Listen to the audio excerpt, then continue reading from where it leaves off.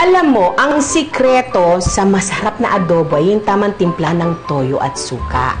Tapos, yung tamis at anghang na siya magbibigay ng karakter doon sa niluluto mong adobo. O, eto, sige, magtimpla ka.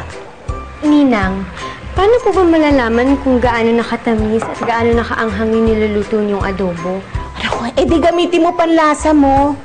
Alam mo, ang pwede mong gawing basihan ay yung mood mo sa araw na ito. Kasi ako, kapag masaya ako, naghahanap ako ng matamis.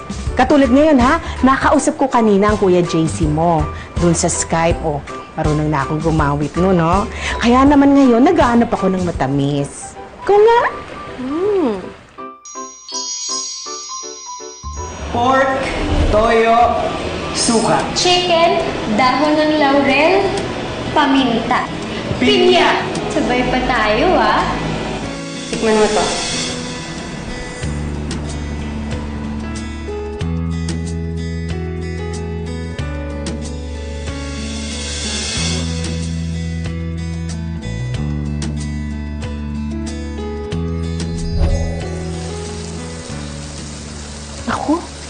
Ako, mukhang super saya naman talaga ang bunso namin, ah. May nagpapasaya sa'yo, no? Ay, sorry po. Sorry po, napadami po yata yung asukal ko. Titikman ko po. Oh, sige.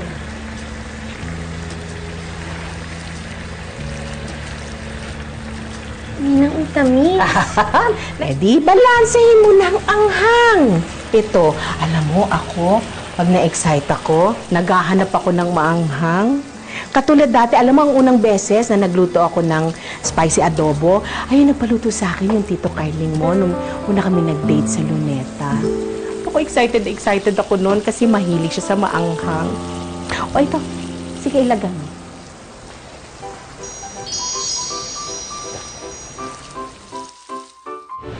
Easy lang. Easy? Mayabang ka! Kinalimutan mo ko! Paasa ka! Pero, makikilala mo na ako. Pasok! Okay. Sige.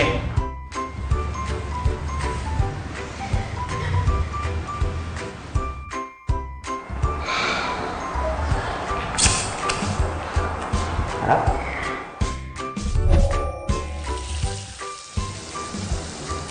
Tikman ko na, ha? Mainit po. Kaya-kaya ko yan. Ang sarap pa! Naku, ikaw ha, ikaw pwede ka na talaga mag-asawa.